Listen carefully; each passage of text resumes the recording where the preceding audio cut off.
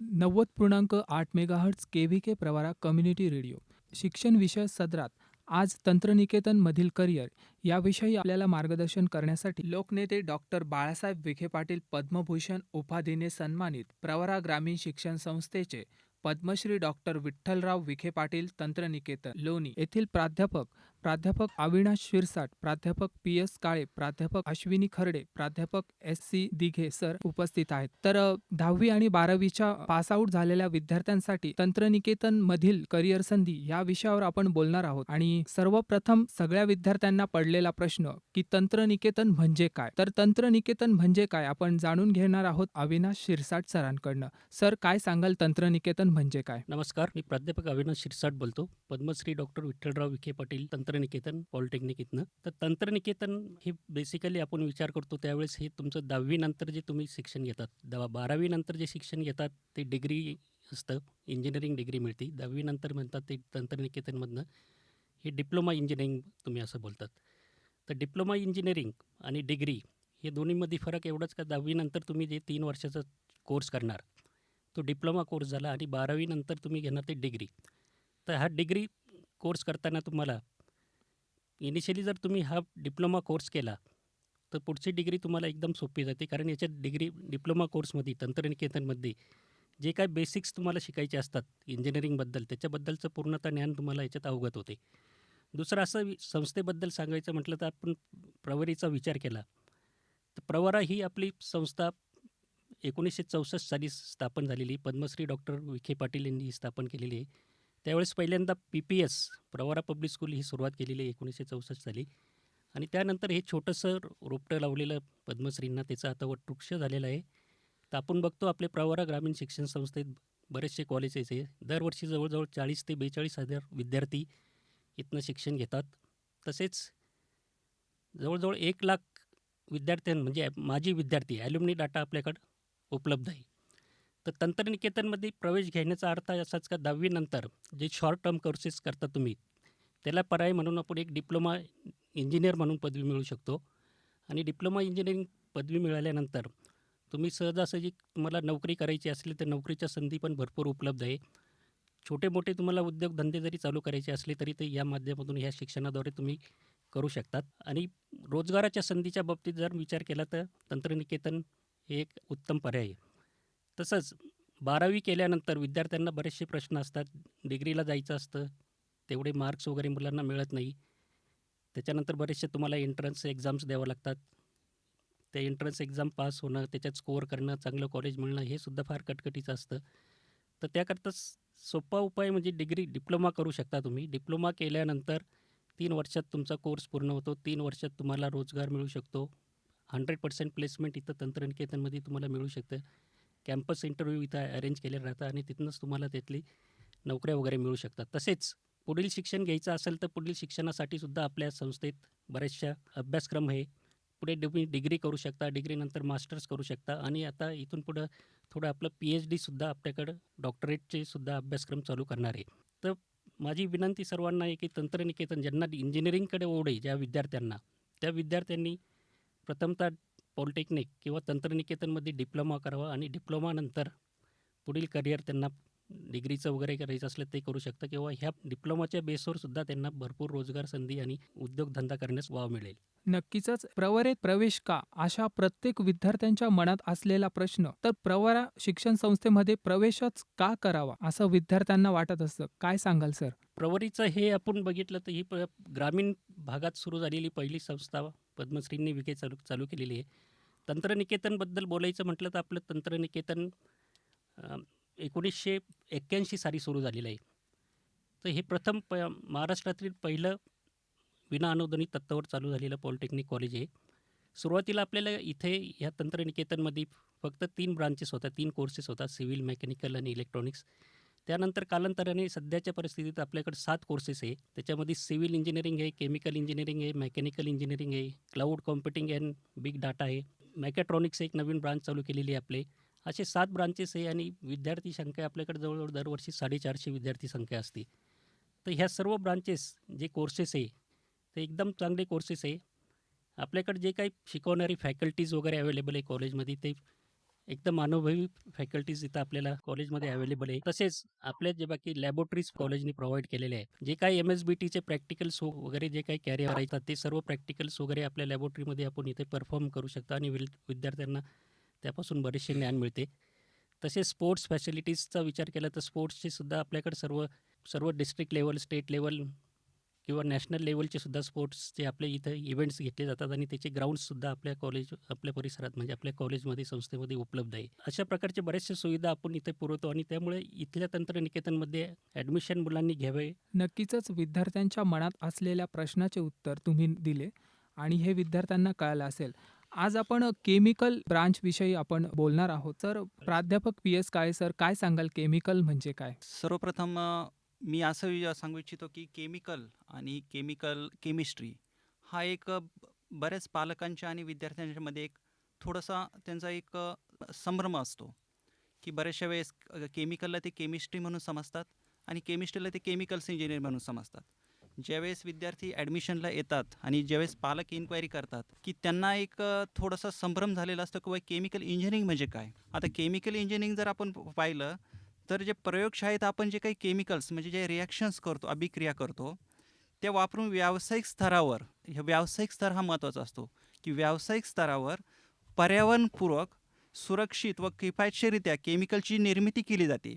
बरोबर आहे. ती केमिकलची निर्मिती करण्यासाठी जे काही कौशल्य आपल्याला पाहिजे असतं, ती कौशल्य शिकवणारी जी काही शाखा आहे, विज्ञान शाखा, त्याला म्हणतात केमिकल इंजिनिअरिंग. बऱ्याच वेळा केमिकल इंजिनिअरिंग म्हटलं की फक्त उत्पादन असेच सर्वसामान्यांना वाटतं, परंतु केमिकल इंजिनिअरिंगचे कार्यक्षेत्र हे फार विस्तृत आहे. केमिकल उत्पादन करताना प्रत्यक्ष कार्यक्षेत्रावर उपस्थित राहून सर्व बाबीवर आपल्याला देखरेख करावी लागते. मोठ्या प्रमाणावर केमिकलचे उत्पादन तयार करण्याला लागणाऱ्याची उपकरणांची डिझाईन केली जाते. ती डिझाईन हे केमिकल्स इंजिनियर्स करतात. तसेच प्रदूषण नियंत्रण, आजकाल आपण जर विचार केला तर प्रदूषण नियंत्रण हा सर्वात मोठा गंभीर प्रश्न आहे की केमिकल कंपन्यामधून निघणारं प्रदूषण जे असतं त्याचं नियंत्रण कसं करायचं हा पण एक मोठा प्रश्न असतो. तर ते नियंत्रण करण्यासाठी जे काही आवश्यक बदल करणे, की जी प्रक्रियाची प्रोसेस असते त्याच्यामध्ये जे काही बदल करणे, तर त्याच्यावर जे काही संशोधन आहे ते संशोधन पण ह्या केमिकल इंजिनिअरिंगच्या कार्यक्षेत्रामध्ये केलं जातात.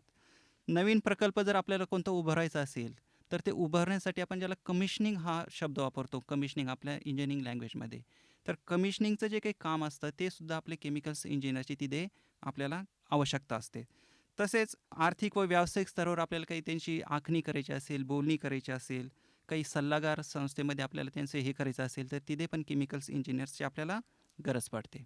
नक्कीच विद्यार्थ्यांना आता कळालं असेल की डिप्लोमा इन केमिकल इंजिनिअरिंग म्हणजे काय. तर केमिकल इंजिनिअरिंगमधील अभ्यासक्रम कसा असतो? प्राध्यापिका अश्विनी खर्डे यांना हा प्रश्न विचारेल. तर पहिल्या वर्षी जे काही विषय असतात की सर्व विषय सर्व ब्रांचेससाठी, ओके, मेकॅनिकल ब्रांच असू, सिव्हिल असू, केमिकल असू, इलेक्ट्रॉनिक्स असू, मेकॅनिकल असू, ओके, ह्या सर्व ब्रांचेससाठी सर्व विषय कॉमन असतात. फॉर एक्झाम्पल म्हणजे जसे की chemical, physics, chemistry, biology, mathematics, engineering, drawing असे. ओके, फर्स्ट इयरच्या सेकंड सेमिस्टरमध्ये केमिकल इंजिनिअरिंगचा एक विषय असतो. ओके, तो आहे फंडामेंटल्स ऑफ केमिकल इंजिनिअरिंग. या विषयामध्ये सर्व केमिकल इंजिनिअरिंगचे बेसिक शिकवले जातात. दुसऱ्या व तिसऱ्या वर्षीचे विषय केमिकल इंजिनिअरिंगच्या रिलेटेड असतात. प्रामुख्याने chemical process calculation, mechanical operation, mass transfer operation, chemical technology, heat transfer, thermodynamics, chemical reaction, environment engineering, technology of organic and inorganic chemicals. हे विषय शिकल्यानंतर विद्यार्थ्यांना केमिकल इंडस्ट्रीमध्ये काम करण्यासाठी जे ज्ञान पाहिजे त्याची माहिती मिळते.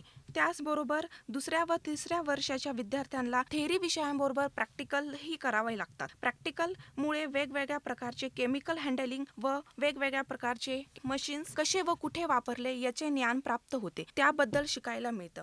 त्याचबरोबर थर्ड इयरच्या लास्ट सेमिस्टरमध्ये मुलांना एक इंडस्ट्रियल बेस्ड प्रोजेक्ट करावा लागतो. त्यात विद्यार्थ्यांना एखाद्या इंडस्ट्रीची पूर्ण अभ्यास करून रिपोर्ट बनवावा लागतो. त्यामुळे विद्यार्थ्यांना इंडस्ट्रीमध्ये काम करण्यास संबंध येतो व इंडस्ट्रीमध्ये गेल्यानंतर प्लेसमेंट झाल्यानंतर कशा प्रकारचे काम केले जातात त्याबद्दल त्यांना ज्ञान मिळते. त्यामुळे विद्यार्थ्यांना शैक्षणिक अभ्यासक्रम व इंडस्ट्रीचा कामाचं कोरिलेशन प्राप्त होतं. नक्कीच केमिकल इंजिनिअरिंगमधील अभ्यासक्रम काय असतो हे मॅडमनी तुम्हाला नक्कीच समजून सांगितलं असेल आणि विद्यार्थ्यांना हे नक्की कळालं असेल की काय असतं ह्या डिप्लोमा इन केमिकल इंजिनिअरिंगमध्ये अभ्यासक्रम.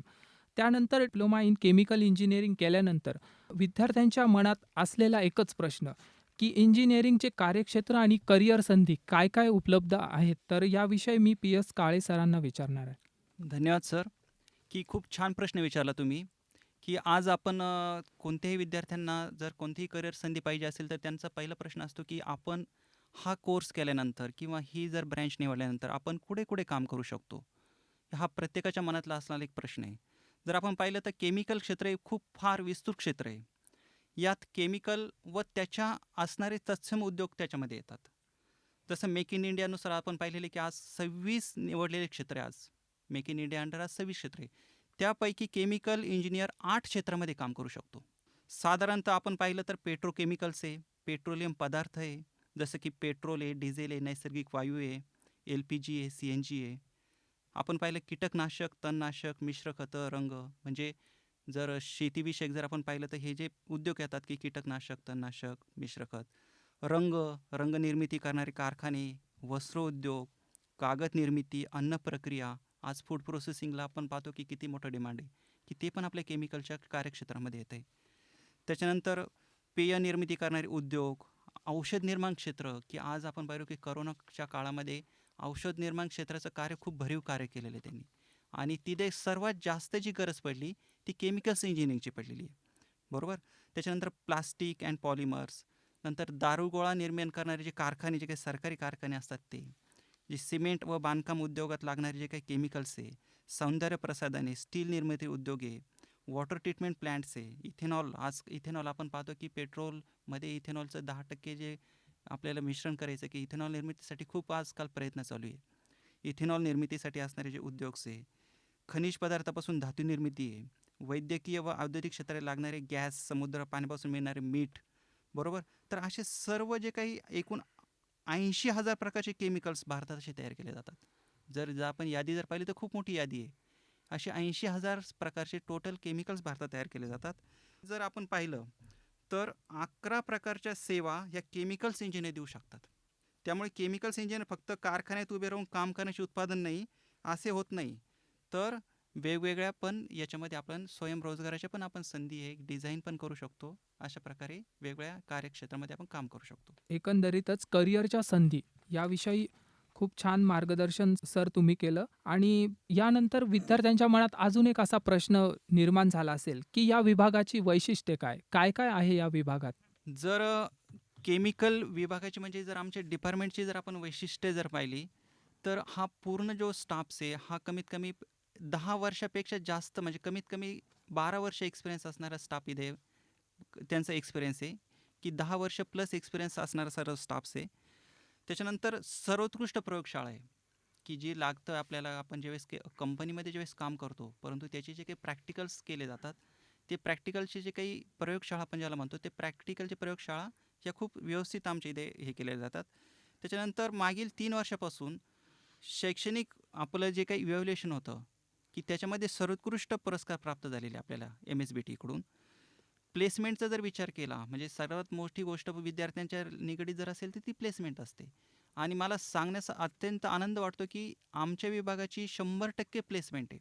जसं डिपार्टमेंटचं आमची स्थापना झाली त्यापासून आम्ही प्लेसमेंटसाठी 100% प्लेसमेंटचं आमचं हे खूप मोठं वैशिष्ट्य आहे. त्याच्यानंतर आमचे जे माजी विद्यार्थी आहे, सर्वात मोठं जर आमचं विभागाचं वैशिष्ट्य म्हणलं तर आमचे जे माजी विद्यार्थी आहे, या माजी विद्यार्थ्यांचं जे नेटवर्क आहे, ज्याला आपण अल्युमिनी नेटवर्क म्हणतो, हे खूप आमचं स्ट्रॉंग नेटवर्क आहे. की आमचे बरेचसे विद्यार्थी हे स्वतः परदेशात काही कार्यरत करतात, काही स्वतःच्या कंपन्या आहे, खूप मोठ्या मोठ्या पदावर काही जण काम करतात. आणि यांचं खूप मोलाचं सहकार्य हे खूप आमचं म्हणजे खूप मोठा आमचा त्याच्यामध्ये प्लस पॉईंट आहे त्याच्यामध्ये. त्याच्यानंतर जर आपण वैशिष्ट्य जर विचारलं तर ह्या विद्यार्थ्यांना थ्रू इनप्लांट ट्रेनिंगची पण आम्ही सुविधा उपलब्ध करून देतो, की जे आज सेकंड इयरचे विद्यार्थी आहे त्यांना इनप्लांट ट्रेनिंग आम्हाला द्यावं लागतं, तर त्याचीसुद्धा सुविधा उपलब्ध करून द्यायला आहे. विद्यार्थ्यांसाठी एक मेंटरिंग स्कीम म्हणजे वैयक्तिक मार्गदर्शन हे प्रत्येकाला केलं जातं, की ज्यांच्या काही अडचणी किंवा त्यांच्या काही प्रॉब्लेम्स असतील तर हे प्रत्येक टीचर्स त्यांना वैयक्तिक त्यासाठी मार्गदर्शन करतो. त्याच्यानंतर जर निकालाची जर परंपरा पाहिली तर खूप छान निकाल आमच्या कॉलेजचा निकालाची परंपरा आहे. नंतर खेळाच्या सुविधा, जसं शिरसाट सरांनी सांगितलं की खेळाचे ग्राउंड्स वगैरे परवारीत जर तुम्ही पाहिले तर खूप छान प्रकारे खेळाच्या सुविधा, त्याचे असणारे साहित्य हे सर्व छान प्रकारे या म्हणजे ही जी वैशिष्ट्य जर पाहिली तर ही आमच्या विभागाची वैशिष्ट्य आहे. ची वैशिष्ट्य सर तुम्ही सांगितली या तुमच्या विभागाबद्दल. पण माजी विद्यार्थ्यांचा कितपत सहभाग असतो? हा प्रश्न मी SP दिघे सरांना विचारेल. कारण विद्यार्थ्यांच्या मनात नेहमी एक प्रश्न पडत असतो, की याआधी ह्या कॉलेजमध्ये शिकलेले विद्यार्थी खरंच कुठे आज उज्ज्वल भविष्याच्या योग्य त्या गोलावर विस्तारलेले आहेत. काय सांगाल माजी विद्यार्थ्यांविषयी तुम्ही? नमस्कार मित्रांनो, मी प्राध्यापक संदीप दिघे या तंत्रज्ञानमध्ये केमिकल डिपार्टमेंटमध्ये गेल्या 15 वर्षापासून व्याख्याता या पदावर काम करत आहे. तर माझे विद्यार्थ्यांबद्दल जर सांगायचं ठरलं तर आमच्या डिपार्टमेंटचे किंवा तंत्रज्ञानचे माजी विद्यार्थी हे आमचे बॅकबोन आहेत. साधारणतः आमच्या केमिकल डिपार्टमेंटमध्ये 1991 पासून तर 2020पर्यंत साधारण या 30 वर्षामध्ये 1300 विद्यार्थी शिकलेले आहेत, शिकून गेलेले आहेत. यामध्ये माजी विद्यार्थ्यांमध्ये हे वेगवेगळ्या क्षेत्रामध्ये ही माजी विद्यार्थी काम करत आहे. साधारणतः बिझनेस किंवा स्वयंरोजगार साधारण 155 विद्यार्थी यांचं स्वतःचं बिझनेस आहे. परदेशामध्ये साधारण 70 ते 80 विद्यार्थी आमचे वेगवेगळ्या देशांमध्ये परदेशात काम करत आहे. साधारण याच्यामध्ये अमेरिका असेल, कॅनडा असेल, इंग्लंड असेल, जर्मनी असेल, अरब राष्ट्रे असतील जसे Dubai, Oman, Bahrain, Kuwait, Iran, Saudi Arabia किंवा साऊथ कोरिया, जपान या वेगवेगळ्या देशांमध्ये आमचे माजी विद्यार्थी कार्यरत आहे. तसेच गव्हर्नमेंट सेक्टरमध्ये म्हणजे सेंट्रल गव्हर्नमेंट असेल किंवा स्टेट गव्हर्नमेंट असेल याच्यामध्ये साधारण 100 विद्यार्थी हे वेगवेगळ्या पदावर काम करत आहे. तसेच वेगवेगळ्या क्षेत्रातील उच्च पदावर साधारण 600 ते 700 विद्यार्थी हे वेगवेगळ्या पदावर काम करत आहे. साधारण त्याच्यामध्ये executive, manager, plant operator, CEO अशा वेगवेगळ्या पदावर हे विद्यार्थी काम करत आहे. तसेच आम्हाला माजी विद्यार्थ्यांचे वेळोवेळी फार मोठे मोलाचे योगदान मिळत आहे. यामध्ये एक्झिस्टिंग विद्यार्थ्यांसाठी इंडस्ट्रियल व्हिजिट असेल, एक्सपर्ट लेक्चर असतील, प्लेसमेंट असेल किंवा जॉब संदर्भात काही अडचणी असतील किंवा ट्रेनिंग असेल, ट्रेनिंगसाठी माजी विद्यार्थ्यांची फार मदत होते. सगळ्यात महत्त्वाचं ॲडमिशनसाठी सुद्धा आम्हाला आमच्या माजी विद्यार्थ्यांची फार मदत होते. साधारण वेगवेगळ्या कंपन्यांमध्ये आमचे माजी विद्यार्थी सध्या कार्यरत आहे. यामध्ये प्रामुख्याने इंडियन ऑइल आहे, भारत पेट्रोलियम आहे, हिंदुस्तान पेट्रोलियम आहे, ONGC आहे, राष्ट्रीय केमिकल अँड फर्टिलायझर्स आहे, इस्रो आहे, DRDO आहे किंवा रिलायन्स इंडस्ट्री आहे, रिलायन्स पेट्रोकेमिकल्स आहे, तसेच gas authority of India, GAIL, तसेच steel authority of India, SAIL, Toyo, Ambuja cement, Tata chemicals, Tata consultancy, Praj, Cipla, Lupin, Godrej, Gharda chemicals, then Sudarshan chemicals, Asian Paints, Supreme petrochemicals अशा वेगवेगळ्या कंपन्यांमध्ये आमचे माजी विद्यार्थी सध्या कार्यरत आहे. आणि या माजी विद्यार्थ्यांमुळं आम्हाला आमच्या डिपार्टमेंटला प्लेसमेंटसाठी असेल, ट्रेनिंगसाठी असेल किंवा वेगवेगळ्या जे काही अडचणी येत असतील किंवा ज्या एक्झिस्टिंग विद्यार्थ्यांना ज्या काही अडचणी येत असतील त्या आम्हाला त्यांच्याकडून मोलाचं सहकार्य मिळतं.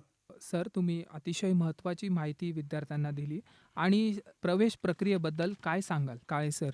जर आपण डिप्लोमाची प्रवेश प्रक्रियेचा जर विचार केला तर डिप्लोमाला हे 10वी नंतर आपल्याला कमीत कमी जे विद्यार्थी 10वी पास झालेले त्यांना प्रवेश भेटू शकतो. परंतु त्याच्यासाठी आपल्याला ऑनलाईन प्रोसेस म्हणजे DTची online process, director of technical education यांच्या अंडर जी काही ऑनलाईन प्रोसेस आहे याच्यामध्ये भाग घ्यावा लागतो. आणि हा जर आपल्याला भाग घ्यायचा असेल तर त्यांच्या जे काही त्यांची ऑनलाईन किट आपल्याला ॲक्टिवेट करावी लागते आणि त्यासाठी काही डॉक्युमेंट्स, काही कागदपत्र आपल्याला जे गरजेचे असतात. तर विद्यार्थी मित्रांना मी आज सांगेल की बरेचसे विद्यार्थी येतात आणि डॉक्युमेंटची जर त्यांच्याकडे कमतरता असेल तर खूप धावपळ होते. कारण की ही जी प्रवेश प्रक्रिया ही पूर्ण ऑनलाईन पद्धतीने केलेली आहे, की ऑनलाईन पद्धतीने प्रवेश प्रक्रिया असल्यामुळे की जे काही आपल्याला डॉक्युमेंट्स लागतात ते डॉक्युमेंटची जी लिस्ट आहे आम्ही वेळोवेळी विद्यार्थ्यांना त्याचे मार्गदर्शन शिबिर आयोजित करतो. विद्यार्थ्यांना त्याच्याबद्दल आम्ही अवेअरनेस करतो. जर पाहिलं तर आपण की 10वी नंतर जे काही विद्यार्थी येतात तर त्यांच्यासाठी लागणारे जे कागदपत्र आहे साधारणतः त्याचं SSCचं मार्कशीट असेल, शाळा सोडल्याचा दाखला असेल, त्याच्यानंतर त्याचं राष्ट्रीयत्व प्रमाणपत्र ज्याला आपण नॅशनॅलिटी सर्टिफिकेट म्हणतो, त्याच्यानंतर त्याचं आधार कार्डचं अपडेशन पाहिजे, आधार कार्ड ह्या मोबाईल नंबरला लिंक पाहिजे. कारण की त्याचं ज्यावेळेस आपण स्कॉलरशिप फॉर्म भरणार आहे, कारण की आपल्याला माहिती आहे की वेगवेगळ्या स्कॉलरशिप वेगवेगळ्या कॅटेगरीनुसार भेटतात. परंतु त्याच्यानुसार त्याचं आधार कार्ड हे बँकशी आणि मोबाईल ह्या दोन्हीशी लिंक केलेलं पाहिजे. जे काही विद्यार्थी असतील की एक TFWS म्हणून एक स्कीम असते, तर ते TFW स्कीम अंडर विद्यार्थ्यांचा जर आपल्याला प्रवेश पाहिजे असेल तर त्यांना तहसीलकडून मिळणारं जे काही आपल्या उत्पन्नाचा दाखला आहे हा पण आपल्याला ओरिजिनल स्वरूपात लागतो, तो अपलोड करावा लागतो. त्याच्यानंतर जे काही कॅटेगरीचे विद्यार्थी असेल तर त्यांना जातीचं प्रमाणपत्र, जात वैधता प्रमाणपत्र ह्या बेसिक कागदपत्राची आपल्याला आवश्यकता असते. विचार केला 10वी नंतर हा 3 वर्षाचा कोर्स आहे आणि 12वी सायन्स हा मग आता 12वी सायन्समधून कोणत्याही त्यांनी पदवी घेतली असेल, MCBC असेल किंवा कोणताही त्याचा फिजिक्स, केमिस्ट्री, बायोलॉजी किंवा मॅथ्स कोणताही ग्रुप असेल, 12वी नंतर साधारणतः त्याला द्वितीय वर्षाला आपल्या इथे ॲडमिशन भेटतं. परंतु द्वितीय वर्षाला जरी ॲडमिशन भेटत असेल परंतु हे जे मी डॉक्युमेंट सांगितले, हे कागदपत्र जे सांगितले, हे कागदपत्र परत आपल्याला तिथे सेम लागतात की तिथं 12वीचं तुमचं मार्कशीट असेल, शाळा सोडल्याचा दाखला असेल, तुमचं राष्ट्रीयत्व प्रमाणपत्र असेल किंवा जात प्रमाणपत्र असेल, जात वैधता प्रमाणपत्र असेल किंवा इन्कम सर्टिफिकेट असेल तहसीलकडून, हे बेसिक डॉक्युमेंट्स सर्व मुलांचे त्यांनी आपले झेरॉक्स व्यवस्थित पद्धतीने काढून ठेवले पाहिजे. नक्कीच. जाता जाता काय संदेश द्याल विद्यार्थ्यांना? विद्यार्थ्यांना संदेश केमिकल इंजिनिअरिंगबद्दल मी बोलतो सध्या फक्त. केमिकल इंजिनिअरिंग ब्रांच आपल्या प्रवरा पॉलिटेक्निकमध्ये आहे. तर महाराष्ट्राचा विचार केला तर पूर्ण महाराष्ट्रामध्ये आपल्या 12 ठिकाणीच ही केमिकल इंजिनिअरिंग ब्रांच आहे. त्यातून पासआउट होणारी मुलं 400 ते 400-450 विद्यार्थीच फक्त पासआउट होतात. इतर ब्रांचेसची तुलना केली तर कुठल्या पॉलिटेक्निक किंवा कुठल्या तंत्रनिकेतनमध्ये तुम्ही गेला तर प्रत्येकाकडे सिव्हिल म्हणा, मेकॅनिकल म्हणा, कॉम्प्युटर म्हणा ह्या ब्रांचेस अवेलेबल आहे आणि तिथून पासआउट होणाऱ्या विद्यार्थ्यांची संख्या ही हजारोनी असते. तर आपले कमीत कमी विद्यार्थी पासआउट होतात आणि त्यांची जी रिक्वायरमेंट असते इंडस्ट्रीची रिक्वायरमेंट, ती रिक्वायरमेंटसुद्धा आपले फुलफिल होत नाही. तर जे काही विद्यार्थी आपण इथनं कोर्स करून पासआउट होतात त्यांना 100% प्लेसमेंटची हमी आपण इथे देतो. त्यांनी इथे येऊन ॲडमिशन घ्यावा, त्यांचे अभ्यासक्रम पूर्ण करण्याची सुद्धा आम्ही खात्री करतो आणि अभ्यासक्रम पूर्ण झाल्यानंतर त्यांना 100% प्लेसमेंट देण्याची सुद्धा हमी घेतो. त्याचप्रकारे ज्या विद्यार्थ्यांना नोकरी करायची नसेल त्यांच्यासाठी पुढील शिक्षणाची सुद्धा आपल्या संस्थेमध्ये सोय आहे. त्यांना पुढील शिक्षणसुद्धा आपल्या इथं डिग्री करण्यासाठी उपलब्ध आहे. त्याच्यानंतर त्याच्या पुढचं डिग्रीनंतर मास्टर जरी करायचं असलं तरी त्या शिक्षण इथे संस्थेमध्ये अवेलेबल आहे. तर ह्या ज्या काही संधी आहे या संधीचा सर्व विद्यार्थ्यांनी फायदा घ्यावा आणि जास्तीत जास्त विद्यार्थ्यांनी आपल्या प्रवरा तंत्रनिकेतन केमिकल इंजिनिअरिंगला ॲडमिशन घ्यावे असे मी आवाहन करतो. तंत्रनिकेतनमधील करिअर संधी अर्थात डिप्लोमा इन केमिकल इंजिनिअरिंगमधील करिअर याविषयी आपण छान विद्यार्थ्यांना मार्गदर्शन केलं, त्याबद्दल तुमचे खूप खूप आभारी आहोत. धन्यवाद. धन्यवाद.